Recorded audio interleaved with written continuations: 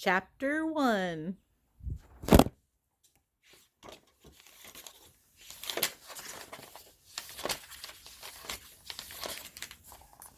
As far as Kenny Hudworth was concerned, Los Angeles, California was perfect.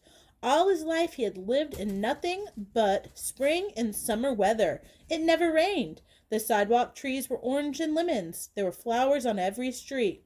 When he planned to do something outside, he could do it. Even a beach picnic on Christmas Day, the Huddorf family tradition. Kenny could and did play baseball most days. True blue fan that he was, he carried a Good Luck Dodgers keychain in his pocket wherever he went. So when Kenny's parents announced that they had taken a new job and had already bought a house across the country in Providence, Rhode Island, he was not happy. He wasn't even sure he knew where Rhode Island was, other than near the Atlantic Ocean, 3,000 miles from the Pacific. He checked an atlas and discovered that the state, the smallest in the Union, is so small that the city of Los Angeles couldn't be fit into it. Little Rhodey, people called it. Rhode Island, he learned to call it himself, the Ocean State. Its motto is hope, but hopeful was not what Kenny felt. On the day he was informed they were moving, the last week in April, it snowed in Providence. Kenny had seen snow on the mountain peaks, but only from a distance. Kenny finished his school year. The family packed, they drove east, and it was mid-August when they rolled off the interstate. His father took 3 left turns, and there they were, Sheldon Street, their new neighborhood. "Welcome to Providence," his mom announced. What Kenny saw that day was different from Los Angeles as he could imagine. The street was narrow and crowded and old, and the air was muggy. No majestic palm trees or sweet-scented orange blossoms cleared the senses. Only a few simple trees and old-fashioned lampposts. Though a few buildings were brick, most were wooden. Many had plaques that bore names and dates from long ago, like when the houses were built, his mom explained. "There's ours," said his father, pointing out across the way to number 15. Kenny looked. It was a broad cream-colored 3-story building with wooden siding, shuttered windows, high-pitched roof covered with shingles. A central door painted dark brown stood above the couple of stone steps which rose from the narrow brick sidewalk. There was a plaque on which it read, "Daniel Stillwell House, built in 1789. Inside was a central hallway and a steep flight of steps. On each side were the main rooms, rather small. Kenny drifted from room to room, downstairs and up. The movers hadn't arrived, so there was nothing in there for them, and yet he remembered having the distinct sensation that the house was not empty. "What do you think?" his mom asked. "It's okay," Kenny told her, trying to sort out his feelings. "Which is going to be my room?" We have an idea," said his father. "Follow me." He headed for the kitchen and the door Kenny had just noticed.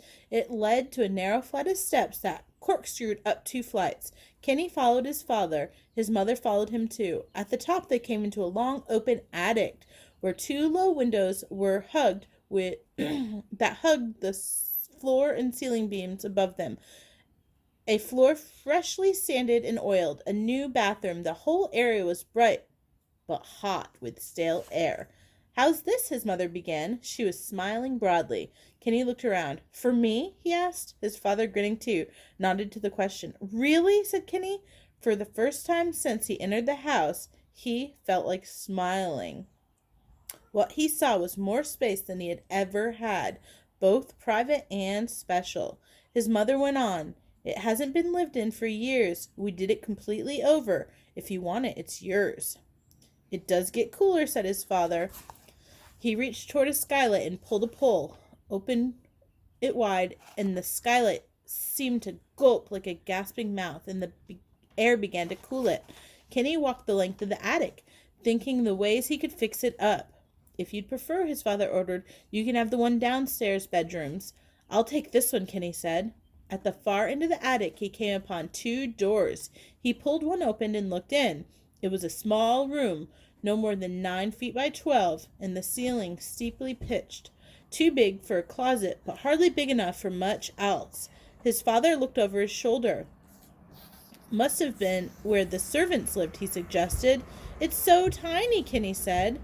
The good old days. Those were the original floors, his mother told him. And walls. Mr. Bosco, the inspector who checked the house for us, got excited when he saw them. Kenny said, It looks dirty. His mother laughed. Think original, she said. Kenny pulled open the second door and peered in. It was a smaller room than the first, dingy and hot, with a harsh, musty smell. There was yellow windows, yellow wallpaper hung from the walls, like the skins on tired bananas. A dark stain covered center the floor. When Kenny stepped in, he felt an immediate sense of unease. The next moment, he thought he heard a faint rustling sound. He turned, expecting it to be one of his parents, but neither one of them was there. Dad, he called. Mom, going down. Came a shout from the stairwell. Certainly he'd heard something. Kenny turned back to the small room. The stain on the floor caught his eye again. As he looked at it, the thought came to him that it had something to do with a human death. And with that thought came a sensation of shame, as if he in some way bore some responsibility. He shook his head, and the moment was gone. He was fine, and the stain was just that, a stain. A new city, a new house. Unopened boxes piled high. Hi, guys. We're reading a story to my class. That was my neighbor, guys. A new city. Bye, guys. A new city, a new house. Unopened boxes piled high. On most of the windows, no curtains. Things to sort and put away. Endless fixing up to do. Rooms to paint. No time to do any of it. And the heat was so high. A record drought. Hot enough to bring sweat just with breathing. TV weatherman was speaking ominously of no let-up, and they were right. The streets were deserted as people huddled around their air conditioners. Kenny remembers being bored, restless, edgy. He kept trying to find a place for himself, but without much success. His parents had started working immediately, and since he had no friends and the school was still weeks off, he spent most of his days alone. This gave him time and more time than he wanted to wander about. What he discovered was that Providence was not an ordinary city. There were stone posts on the curb for tying up horses, blocks to mount for climbing into carriages. There were cobblestones and courtyards and curious names on plaques, names such as Ezek Ormsby or Pelg Quimby. 2 streets from his house was a building 250 years old, older than the Revolution, older than the French and Indian War. The Holdorf's new home was one of the old buildings. In fact, after they moved in, their real estate agent brought them a scrapbook which provided the history of the house and the land on which it sat. Information from 1636 up to the present. Maps, deeds, and receipts for recent times. Photographs of the area, things to help Kenny visualize the place as it had been. Though he had never been particularly interested in history, Kenny now felt the urge to know about the olden days. More than once he asked himself, who were the people of this house? What did they look like? Did they wear funny suits, wigs, dresses? Were there any kids? How did they live? And for that matter, how did they die? What Kenny recalls is the first few nights after they moved in, the heat had become so awful it was particularly hard for him to fall asleep. And when he did, a mosquito awakened him. At least Kenny thought it was a mosquito. Half awake, he fumbled for the bedside flashlight and shined it at his clock. It read 2:35 a.m. He looked around. Though the attic corners were still caught in darkness, enough moonlight seeped through the open skylight to give the room a soft yellow glow, thick and hazy. He tried to settle himself, to find a cool spot on his pillow, but he kept thinking about something his father had said, that servants once lived in the small rooms off the attic. How could they have stood it on such these hot nights, he heard a sound. His first notion was that it was an owl or a bat. He lay still, listening hard. It came again. He described it as a scraping sound, the kind of noise you'd make if you put light sandpaper to wood and rubbed slowly. Sitting up now, Kenny tried to pinpoint where the sound came from, using his bedside flashlight to probe the corners. He couldn't see a thing. Perhaps he had imagined it. Determined to sleep, he flopped down, only to hear the sound once more. This time, he was certain it came from the far end of the attic, where the small rooms were. Taking up the flashlight, Kenny slipped out of bed. A mouse didn't bother him. He wasn't sure about a rat. That thought made him snatch up a shoe as well and hold it by the toe, hammer fashion. Kenny crept forward as quietly as possible, stopping every couple of feet. Sometimes he heard a soft scraping. Sometimes he didn't. It was, he thought, the sound of something being pushed or dragged along the floor. He reached the first door, but instead of barging in, he waited.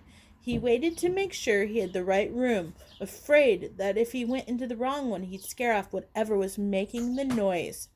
After a while, when no sound came, he tucked the flashlight under his arm, reached for the doorknob and twisted it, carefully pulling the door open. Clutching the flashlight again, he leaned forward and looked. Light from under the single window fell upon a couple of cartons his parents had stored inside. That was all that he could see. He switched on the flashlight but saw nothing.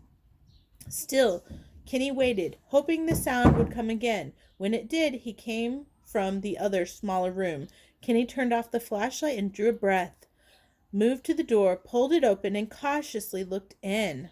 A white glow, almost shiny and bright, on the floor filled the windowless space, and what Kenny saw, or thought he saw, were two hands, then two arms reaching up from the stain, pushing away a box of his mother's old books that was sitting on top of it. These hands and arms seemed to be not flesh and bone, but sculptured, glowing smoke. It was as if under the box a body was struggling to be free. Astonished, Kenny stood there staring, telling himself that what he was seeing was not real. A dream, perhaps. Some kind of fancy, but not real. Bit by bit, the arms edged the box off the stain. It seemed like hard work. Their muscles bulged with effort. Sometimes, as if tired, the arms would rest. Then the hands would, with their small but perfect fingers, would curl around the box's edge, flexing with apparent pain. It took an hour for the carton to be pushed away. Kenny watched it all. When the job was done, the hands reached from the floor, held onto the box, and pulled. A head rose from the stain, and then a neck, and then shoulders, the rest of the body. Soon the whole thing stood upon the floor, still and waiting. A soft, pale, pulsing glow radiated from its body, the glow from which formed a vague boundary between air and mass in equal parts. Nothing and something, except it clearly was not a thing. It was a shape like a human. The figure had no shoes, but Kenny recollects seeing trousers and a shirt, not tucked in, whose frayed sleeves reached midway between elbow and waist. A stain was spread upon the back of the shirt.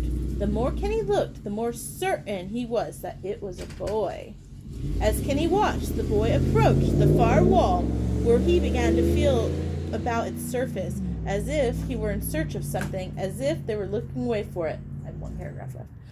He tried the second wall, the third. Kenny fumbled for a flashlight, switched, and turned it on again, aiming it right at the form. The light went through him. It cast no shadow. Just then, Kenny saw a mixture of thrill and horror that the boy was about to move towards the door, the wall. They would come face to face. The figure turned. Their eyes met. Unexpectedly, the boy's hand reached forward, taking Kenny. Taken completely off guard, Kenny reacted defensively, lifting his shoe to protect himself, and the boy shrank back. as if expecting a blow. And the next second he vanished, leaving Kenny to stare into the empty room. It was as if the boy was afraid of him. That was the end of chapter 1. Yay!